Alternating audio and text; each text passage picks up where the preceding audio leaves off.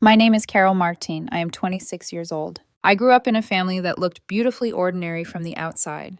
Two parents who volunteered at school fairs, a younger sister everyone adored, and a suburban house where the lawn was always trimmed just right. People used to tell us we looked like a postcard.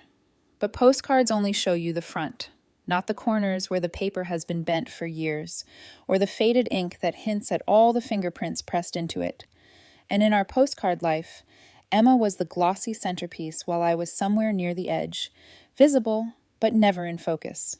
The truth started early. When Emma turned 6, my parents threw her a princess party straight out of a children's fantasy novel. A rented bouncy castle, a man in a cape doing magic tricks, face-painting artists who transformed half our neighborhood kids into glittering animals, and a cake so tall it looked like a wedding tier. 4 months later was my 10th birthday. I got a small homemade cake and a plastic Target gift card my mother tucked into my hand like it was a secret she hoped I wouldn't examine too closely. I still remember asking, gently, why Emma got so much more. My mother, Linda, smiled in that soft, busy way she had whenever she didn't want to have a real conversation. Sweetheart, we just can't afford expensive parties all the time. You understand, right? I didn't. I was 10, still naive enough to believe parents always told the truth, but I nodded anyway. Good girls don't make scenes. Good girls don't compare. Good girls understand. That sentence lodged itself in my chest so quietly I didn't feel the bruise until years later. The pattern grew roots. When Emma turned 10, they rented out the entire roller skating rink. There was a DJ, customized lighting, and individually wrapped party favors shaped like tiny skates. 2 years later, for my 12th birthday, we went to Applebee's. Just the four of us. No friends, no decorations. When I asked if I could invite a few people next year, my father, David, sighed like I was asking for something ridiculous. Carol, you know money is tight right now. Maybe another time. Money was an interesting creature in our home. It shrank to nothing when I needed something, then magically multiplied when Emma did. As Emma grew, so did the extravagance. Photographers, party planners, elaborate themes that took days to set up. By high school, her parties were events people talked about for weeks. When she turned 16, they threw her a Sweet 16 celebration with a budget that genuinely could have bought a used car. My 18th birthday was dinner at Olive Garden and a grocery store cake with slightly melted frosting. And yet, some part of me still hoped each year that things would change, that they would see me, finally, that maybe if I achieved something impressive enough, they'd notice. But achievements didn't shift the scale. When Emma struggled through high school with a C average, they gave her a graduation party that rivaled a wedding. When I graduated near the top of my class with a computer science degree, we went back to the same chain restaurant, the same routine, the same quiet dismissal disguised as tradition. Even in adulthood, the favoritism followed me like a shadow. Emma never paid a cent for college. I worked 3 part-time jobs, took out loans, and still found myself scraping together rent. They gave Emma a generous monthly allowance. When I asked for help during a medical bill, scare my sophomore year, my father sent me a text that said, "We can't bail you out every time, Carol. You're more responsible than that." Responsible, mature, independent. Those words were shaped into flattering chains they wrapped around me. And then came my 25th birthday. By then, I had just been promoted to senior software engineer at a major tech company, my biggest career milestone ever. For weeks, I dropped hints about wanting something a little special this year. Nothing extravagant, just intentional. A gesture that said, "We see you too." Instead, I got the same dinner at the same restaurant with the same forced cheerfulness. Even the teenage waiter looked bored while singing. Emma, meanwhile, was already planning her 23rd birthday celebration with a theme called Emma Through the Ages, complete with displays for each year of her life. They hired a party planner, another band, another professional photo team. Her budget? More than my yearly rent. That night, lying awake in my childhood bedroom, something in me snapped. Not explosively, but quietly, deeply, like a rope, finally fraying after years of tension.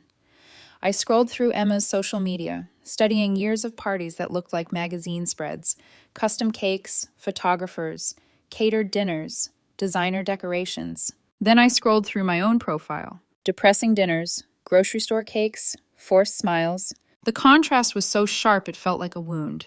So I did something I had never done before. I started documenting everything. Every receipt from my birthdays, every screenshot of Emma's celebrations, every text where they told me money was tight, followed by a photo of yet another luxury for Emma.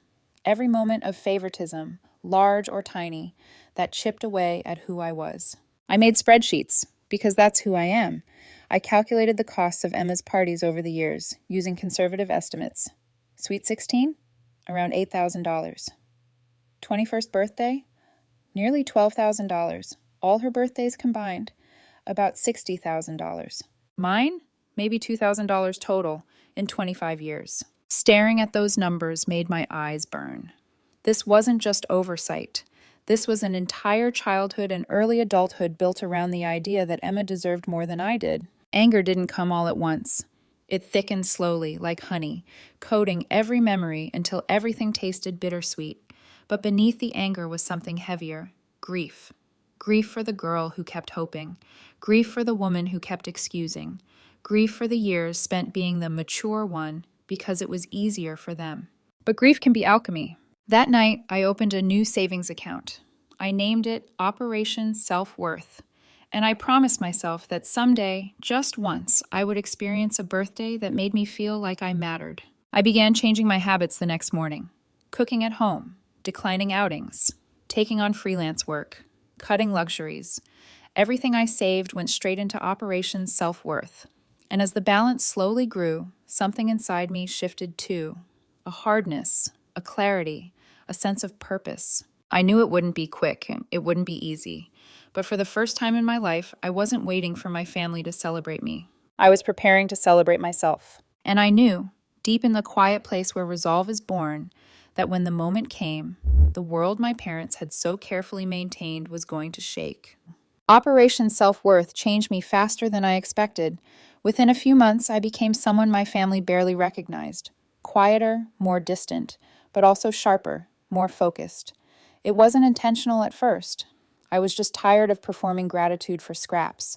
But eventually, the distance became a shield, a way to protect the part of me that was growing stronger. Saving money became my obsession, but in a strangely comforting way. Every time I cooked, instead of ordering out, every time I declined a night out with coworkers, every time I transferred a freelance payment into my savings, I felt myself reclaiming something I didn't even know I'd lost. The discipline didn't feel restrictive. It felt liberating. I stopped buying coffee. I canceled subscriptions. I taught coding classes on weekends. I took web development gigs that kept me up until 2 a.m.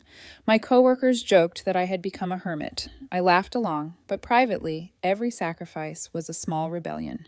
And the documentation? That became my second obsession. Screenshots, receipts, text conversations, photos from Emma's party planners, custom cakes, performers, tables draped in gold fabric, my mother sending links for dresses Emma needed and casually mentioning they were splitting the cost with Dad.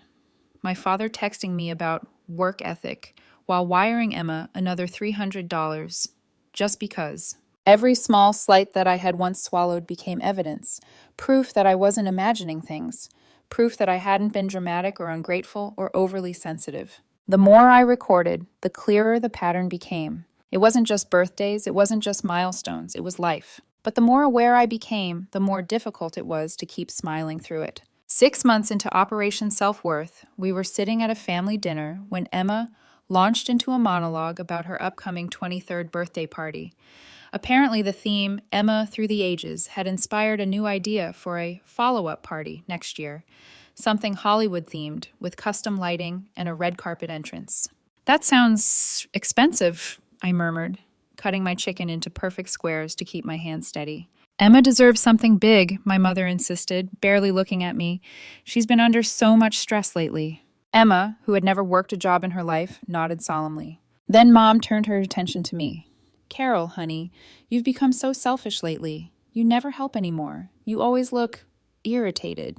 I set my fork down gently. "Or," I said, keeping my voice soft, "I've stopped being automatically available for everyone else's priorities." Silence dropped like a glass shattering. Emma blinked.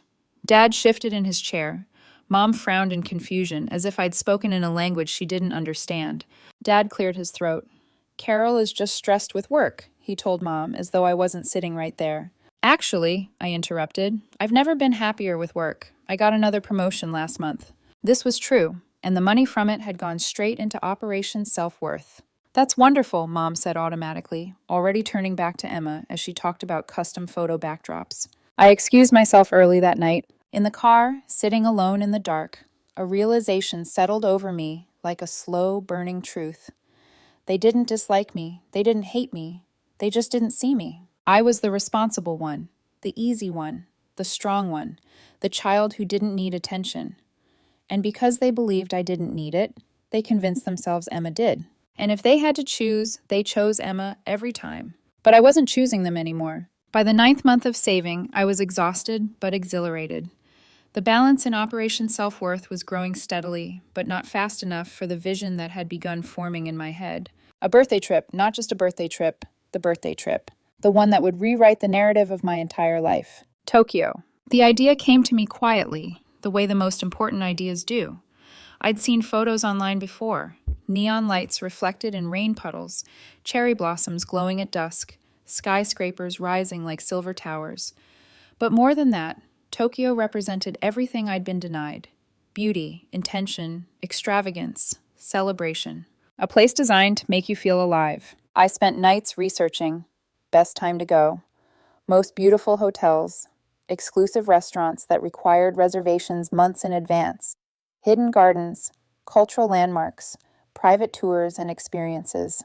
The plan grew into something breathtaking. A luxury suite at this Park Hyatt Tokyo. A curated list of Michelin star restaurants, massages, shopping, art, silence, freedom. I practiced Japanese phrases. I read travel blogs. I watched videos of people walking through Tokyo at night until my heart felt like it was glowing. This wasn't revenge. This was resurrection. I would celebrate my 26th birthday, not with forced smiles and cheap dinners, but with intention, luxury, and joy. And then, only then, I would post it online. Not to rub it in, not to provoke anyone, but because for once, the world deserved to see me celebrated. As the planning intensified, so did the tension at home. 2 weeks before Emma's Hollywood-themed birthday, during Sunday dinner, she asked without looking up from her phone, "Carol, you'll help with setup again, right?" I cut into my pot roast and kept my tone casual. Actually, I might not be available that weekend. The entire table froze. Emma lowered her phone. Mom's fork hovered in midair. Dad stared at me like I'd announced I was moving to Mars. "What do you mean you're not available?" Mom asked sharply. "Emma's party is a family event." I smiled politely. "I might have work stuff." Dad frowned. "Can't you tell them you have a family commitment?" "I did," I replied, lifting my glass. "My commitment is to myself." A beat of thick silence. Then Emma forced a laugh, brittle and nervous. "Funny, Carol. Seriously, though, you're coming, right?" "I don't know yet," I said, and it wasn't a lie. Because I'd already submitted my vacation request at work. 2 weeks in Japan, starting on my birthday. My manager approved it immediately. She'd seen years of my birthday misery, losing myself in work while Emma's celebrations lit up social media. "You deserve this, Carol," she said. "Go. Enjoy." 1 week before my birthday, my parents offered the annual suggestion. "How about Olive Garden? Maybe a movie after? Something low-key, like you prefer." I smiled. "Actually, I'm doing something different this year." A flicker of discomfort crossed both their faces. "Good," Mom said briskly, misreading everything. "You know how we feel about expensive celebrations." "Oh, I do," I replied softly. "I really do." That night, I packed for Tokyo with trembling hands. Not from fear, but from anticipation. For the first time in my life, my birthday didn't feel like a reminder of inequality. It felt like a beginning. Tokyo greeted me like a dream. I'd quietly carried my entire life without realizing it. After my 13-hour first-class flight, complete with a private suite, real silverware, and a bed softer than anything I'd slept on growing up, I stepped into the sleek calm of Narita Airport, where everything hummed with precision. A private transfer driver waited with my name printed on a placard. "Ms. Martin," he said with a polite bow. No one had ever said my name that way, like it mattered, like I mattered. The drive into the city felt cinematic. Tokyo's skyline emerged slowly through morning fog, thousands of windows catching the sunrise. For a moment, I pressed my forehead against the glass, like a child mesmerized by possibility. The Park Hyatt, Tokyo was even more breathtaking in person. My suite towered 40 floors above the world, with floor-to-ceiling windows and views of Mount Fuji, faintly outlined in the distance. The bathroom was larger than my first apartment. The bed looked like a cloud. I dropped my luggage, walked to the window, and exhaled the longest breath of my life.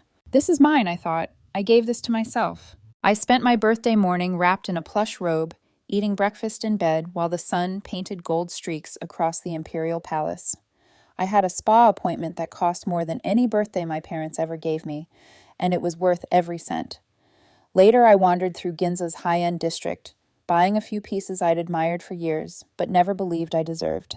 For lunch, I went to Sushi Yoshitake, a Michelin 3-star experience where each bite tasted like art and intention. But the moment that changed something inside me happened. That afternoon at a small temple tucked between modern buildings, I lit incense, bowed my head, and whispered a wish I hadn't dared form until then. Let me stop apologizing for wanting a life that belongs to me. The air was cool, fragrant with cedar. I felt both small and infinite. This was the first birthday that didn't feel like a lesson in comparison. It felt like truth. Dinner at Narisawa, another reservation that took months, was beyond anything I had imagined. Each course was a poem, each flavor a story. When the server placed a glass of champagne beside me, she said, "For your birthday, a celebration of your journey." She didn't know my story, but somehow she understood. I raised the glass not to my parents or to Emma, but to myself. Later that night, back in my suite, I stepped onto the balcony. Tokyo sparkled below like a universe of its own. I took the photo slowly, carefully. The skyline behind me, the champagne glass catching light, the marble table in the corner with the bottle of Dom Perignon, the quiet confidence in my posture. Caption, 26. Never felt so good. # Tokyo views. Hard birthday. Worth the wait. I posted it at 9 p.m. Tokyo time, exactly when my family back home would be checking their phones over breakfast. Then I set the phone down and took a long bath overlooking the city. 2 hours later, when I finally checked it, my phone was melting. 47 missed calls, 156 texts, dozens of Instagram comments exploding like fireworks. Emma had left frantic voicemails. "Carol, where are you? Did you steal money? How are you in a penthouse? Call me back."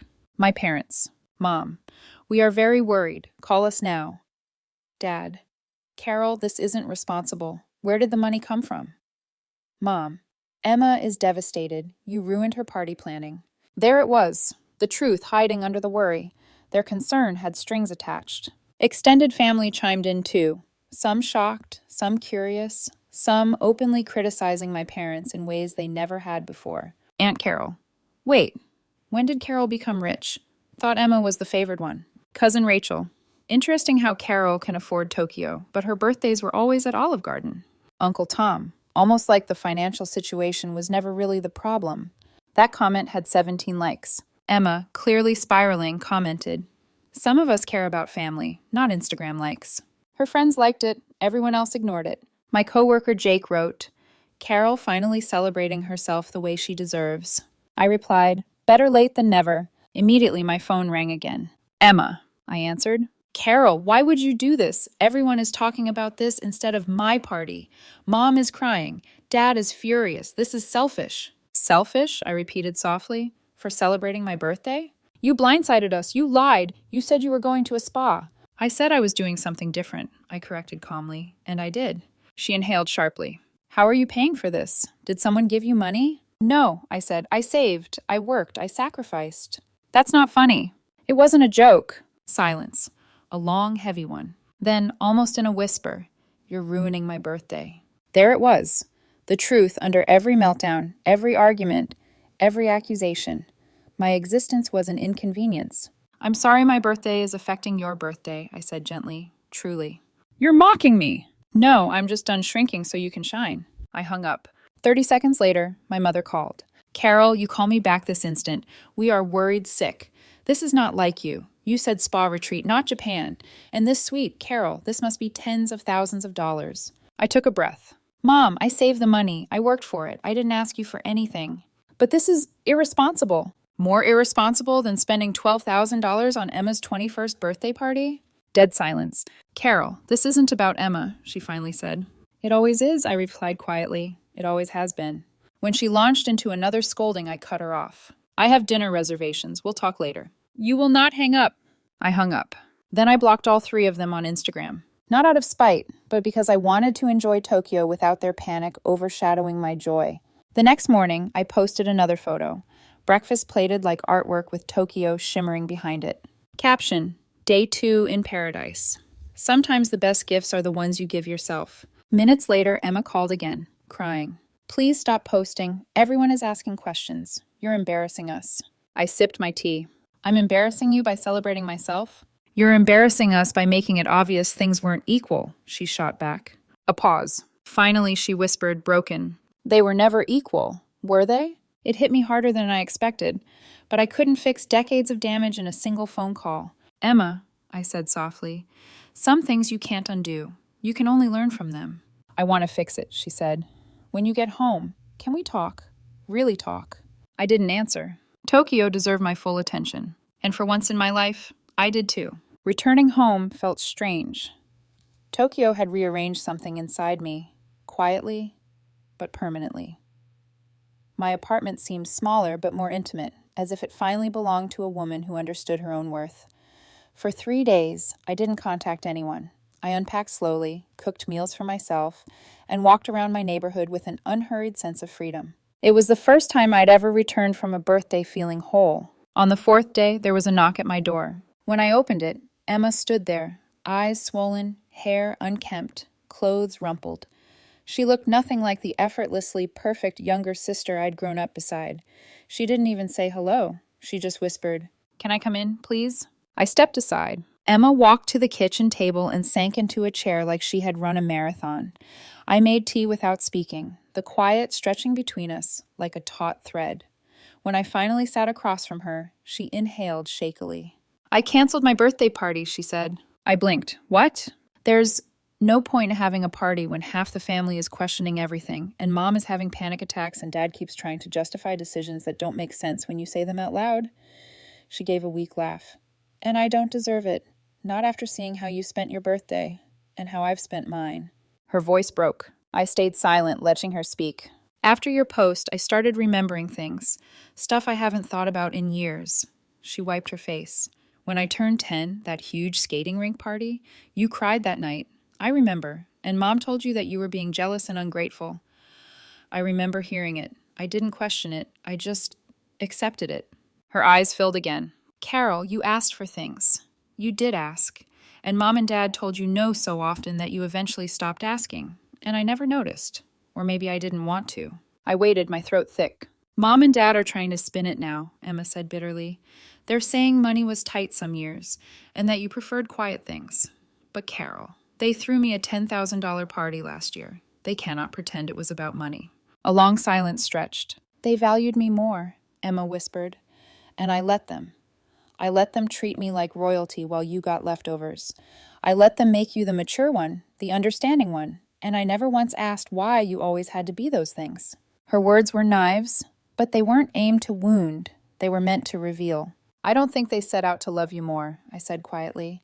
I think they slipped into a pattern when we were kids, and it was easier to keep going than to admit they were wrong. But the result is the same, she murmured. Yes, I admitted. The result is the same. We sat in silence until Emma finally asked, what does doing better look like for us? For the first time in years, I looked at her without bitterness. I saw the fear in her eyes, the shame, the earnest desire to change. Emma wasn't a villain. She was a girl raised in a system that rewarded her for not questioning it. I think, I said gently, it looks like us getting to know each other as adults, without the roles we were forced into. She nodded slowly. I want that, she whispered, more than you know. She hesitated before asking, how long did you plan the Tokyo trip? 1.5 years, I admitted. Her brows shot up. 1.5 years while I was planning everything? Pretty much. Emma groaned and put her head on the table. I would have exploded. How did you not scream at all of us? I was angry, I said. I just decided to turn it into something beautiful. She laughed through tears. Touché. We talked for 2 hours. Really talked. She told me about the pressure she felt to be perfect, the expectation to constantly perform happiness, the fear that she'd never achieve anything without our parents' help. I told her about the exhaustion of pretending not to care, the ache of being overlooked, the quiet relief of finally choosing myself. Before she left, we hugged, an actual hug, warm and real. "I'm really glad you went to Tokyo," she whispered. "I'm glad you finally celebrated yourself." "Me too," I said honestly. Our parents took longer. They called repeatedly, leaving voicemails that oscillated between guilt-tripping and defensiveness. "Carol, we didn't realize. You should have said something sooner. You misunderstood our intentions. We treated you fairly given the circumstances." But Emma changed everything. When they began planning her 22nd birthday, she told them bluntly, "I don't want a party unless you're prepared to give Carol an equally extravagant 27th birthday." Mom sputtered, "Carol doesn't want big parties." Emma asked, "Did you ever ask her?" Their silence was answer enough. Later, my parents approached me awkwardly, asking if I wanted a 27th birthday party. "I'd love one," I said simply. "I always have." The conversation that followed was messy. Decades of excuses unraveled. Tears were shed. Walls that had stood for years began to crack. They apologized, not perfectly, not cleanly, but genuinely. And for the first time, I believe they meant it. My 27th birthday wasn't extravagant. I didn't want extravagance anymore. I wanted intention. We had a beautiful dinner, not at a chain restaurant, but at a place chosen because it reflected what I loved. My parents gave a toast acknowledging their mistakes. Emma squeezed my hand the entire time. It wasn't about money. It was about being seen. And I finally felt seen. But here's the truth. The Tokyo trip healed me more than any apology ever could. Because Tokyo wasn't about revenge. It wasn't about proving anything. It wasn't even about my family. It was about learning that I never needed their permission to celebrate my own life. It was about choosing myself. And I'm going to keep choosing myself. My next adventure is already forming. Somewhere snowy, maybe Iceland. Or somewhere green and wide, like New Zealand. Somewhere that reminds me that the world is big, and my place in it doesn't depend on anyone else's approval. After all, sometimes the greatest revenge is simply living fully in a life you built yourself.